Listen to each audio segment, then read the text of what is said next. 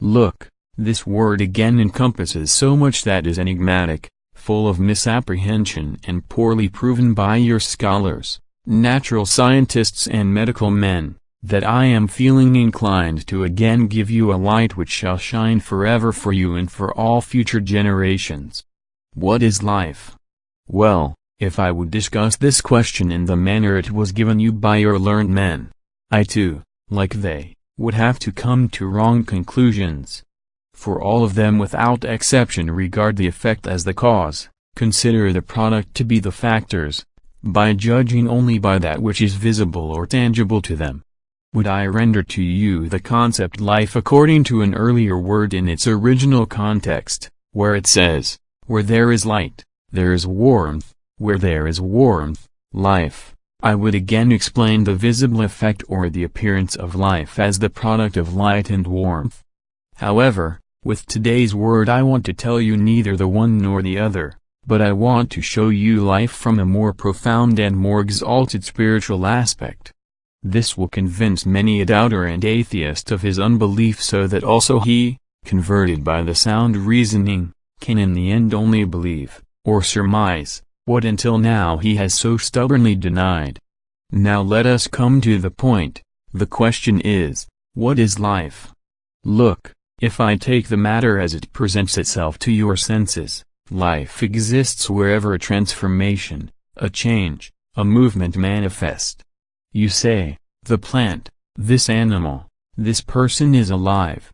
Where life is not visible, not perceptible to your senses, as in the mineral kingdom, you no longer assume a life, but at most a combustion in accordance with certain laws according to which also the rock, though slowly or imperceptibly, experiences a transformation.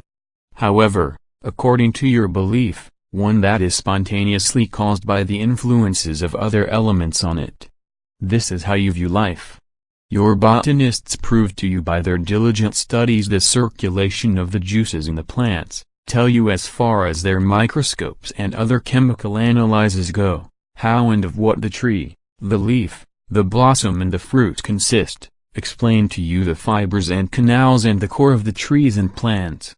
However, with all this they explain to you merely the media and conductors of life, but not life itself. Your anatomists dissect living and dead animals, look amid the torture of the former or the inanimate state of the latter, in the wrong manner, of course, when life has departed, for the effects of the same. They explain to you the nerves, the white and the gray mass, as factors of sensation and motion. They explain to you the organic and the animal life in man and find also sometimes the center from where all life issues. Finally, they explain to you also the brain with its convolutions and ramifications, its correspondence with, and dependence on, the other nervous system by means of voluntary and involuntary nerves, and explain to you the structure of the nerves as the directors of the will and the life force. However, life itself they fail to fathom out. They do not know why the nerve, like a telegraph wire, transmits to the human limbs the will of the soul or of the life indwelling it. They merely say, the nerve is thus built and created to serve as a conductor. But the fluid enlivening this telegraph, the life potency as such, is unknown to them and will remain so as long as they investigate merely with their intellect. For the thought, which in the convolutions of the brain is transmitted as far as the tongue or the writing pen, this imponderable factor they will not ever be able to fathom with the brain, although it is transmitted through it. The thought is a spiritual product, and this, and how and why it comes into being, is only seen and understood by the more profoundly seen spiritual man. For this reason this life, which is above the organic and animal life, is even less explainable. For neither the mass of the brain nor the nerves originating in it will ever be able to tell him as to who or what enabled them to inform the outer world of the inner, or to receive the impressions from the outer world inwardly and use them for the further spiritual development of the psychic man. In vain do some materialists toil to trace back all the movements and phenomena in the human as well as in the animal or plant life to the laws of chemical assimilation. It is and remains forever a wrong conclusion.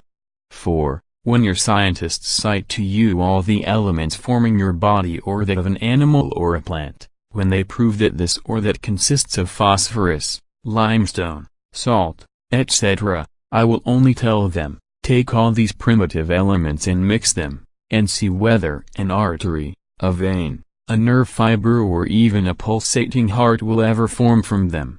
Look, you weak blind scientists, surely you can see that in organic life certain basic elements combine into compounds, producing other substances of a higher order. However, the whole chemical laboratory will not succeed in producing a single blade of grass out of all these substances, much less a living being endowed with organic life. To achieve this, a different kind of energy is required, which possesses the raw materials of the world of rocks and minerals according to laws other than those of attraction or repulsion and forms from them organs as supports of organic life. This requires a different law, a different life, and this very life is a mystery for you and so many others, and the purpose of the words I am speaking today. This life, which in the rock presses towards its transformation, which makes it come into being, cease or dissolve into other elements, this life, which in the plant builds the organs, in the living animals makes their leading instinct and in man, combining all the former life of the rock and the plant, develops from the very same the spiritual for another, eternal world. This life cannot be found and classified through chemical analysis nor with the microscope or the dissecting knife. This life is of a higher order than you weak investigators believe, for it is not a product of matter, but an offshoot of my own, eternal, never-ending life. How do you finite, weak beings propose to measure out the life of the infinite God? You see his action visibly in everything surrounding you, you can surmise it if only you ponder on your own self, which is, and will remain, for so many enigmas. Everywhere you will find that there is still another potency apart from all kinds of air, from magnetism and electricity. For all of these exist only so as to propagate life and to build and sustain the entire visible world, thus leading it towards a spiritual, higher goal. All the absurdities on the part of the materialistic gentleman will one day be regretted and cursed by them personally. Once the moment arrives where the coffin lid opens and the much-celebrated clumsy piece of work, the body, nolens volens, means, whether willing or not, put into the coffin, is returned to the earth to again become that, from which it has gone forth. There at this bridge to eternity they will shudder in view of the desolate prospect, which they have tried to make appear non-existent to themselves and others and which nevertheless is finally also catching up with them. However, then it will be too late, they will be entering a miserable beyond, a void, just as they have imagined it. There they will be given time until, having discarded their materialistic concept of creation, they will be able to gradually bear a little spiritual light. This will be their fate, a fate which not I, but they have prepared for themselves. Did not the Apostle Paul once say, as the tree falls, so it remains lying? Without faith they fell, and without faith they will again awaken there. They were compelled to surrender to the earth the life of their brain and intellect, together with the mechanism serving it, and the spiritual life, which during their earthly sojourn they disavowed, has reached zero. You, my children, do not, and cannot, grasp the miserable conditions awaiting them there. However, let us allow them to continue working with their wisdom pride and return to our word life, for I do not wish to describe the fate of the unbelievers, but that of the believers. You have this in prospect. As for the former, it is up to every individual to prepare it for himself according to his liking. Now do realize that it is life alone, as I have shown it to you, as an efflux of my eternal, imperishable life, which, weaving through the entire creation, penetrates in the light to the farthest distances where it produces warmth through vibration. This life then, according to my irrevocable laws, first urges the primal elements to combine with one another and, from step to step attaining higher levels of inorganic life, finally slowly makes the transition into organic life. There, by means of the organs, all the former elements, transformed for other purposes and through other processes from the solid into the liquid state, can only be of service to the newly formed life. In this manner the hitherto apparently inert substance becomes alive, in animals turning into soul substance and finally, in man, into spiritual. The pleasant inhalation of the spring air is not a product of oxygen and carbon, as you call them, but it is the spiritual life newly awakening from its hibernation, which comes over one hemisphere of the earth, while the other moves or rushes towards its point of rest lasting several months. It is not merely a material feeling of well-being or a material influence which the mountains exert on the wanderer when, hiking among them, he sees roaring mountain torrents tumble down from steep rock cliffs or weathered rock masses and snow drifts look down on him from inaccessible heights. It is a far more exalted, spiritual pull of spiritual life which takes hold of him, giving him a foreknowledge that, high above the mute matter in nature, another spirit is wafting, which speaks to him in a friendly manner these words, "Look, small tiny wanderer. That which you are seeing and feeling near me is God's voice speaking to you, which here for your benefit through its eternal rule with few expedients wants to spread among you contentment, tranquility and blissfulness and tell you, do not, O men, lose yourselves in material interests which only concern this brief period of earthly life.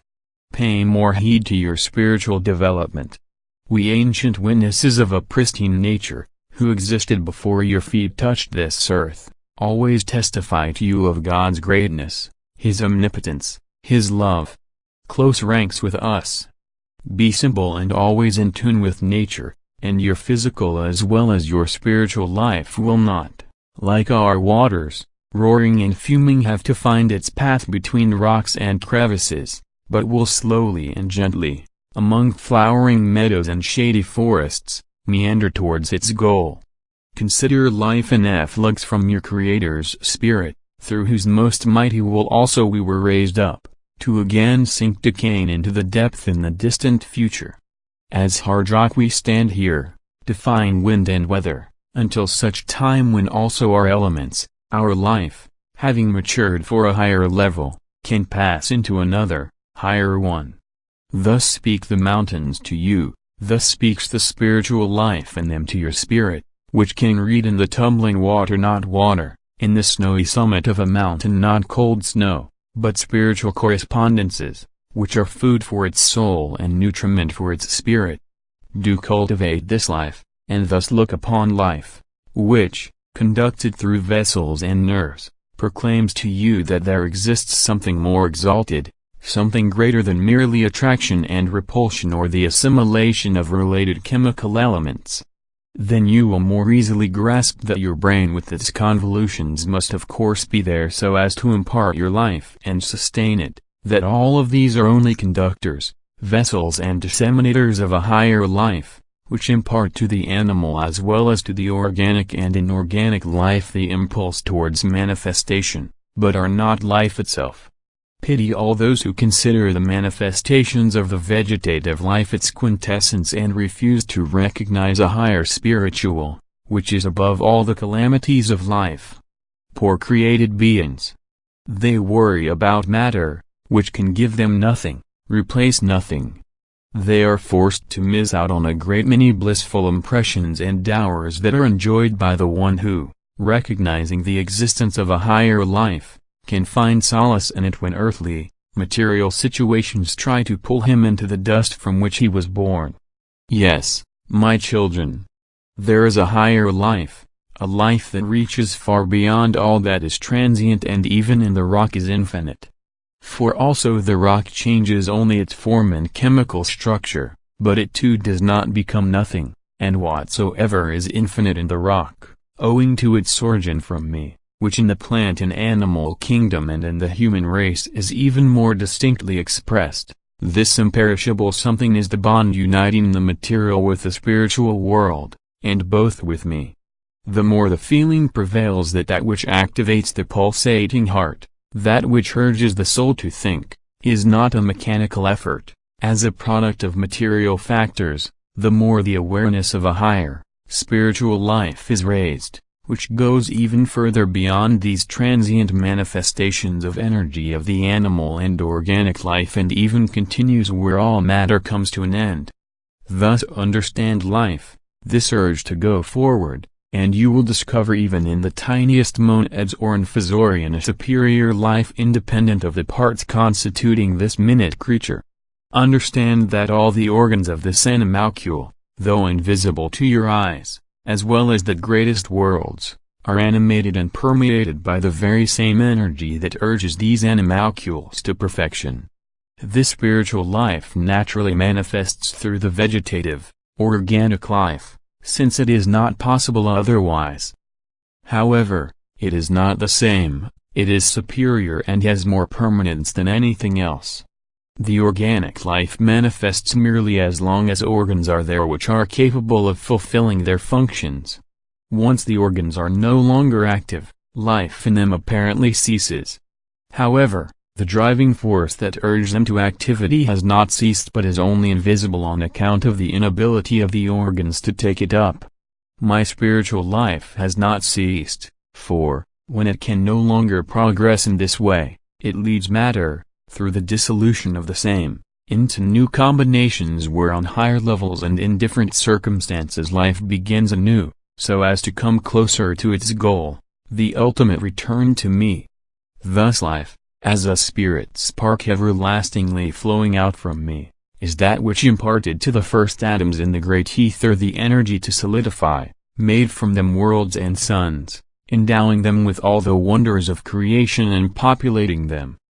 And it will ultimately lead them back on the same road, so as to build from the remnants again other spiritual and superior dwellings for freer, greater spirits. The life out of me is infinite, likewise the effect it produces. He who fails to understand his own life or the life of the world surrounding him in this sense, fails to understand the meaning of the concept of God, of the Creator.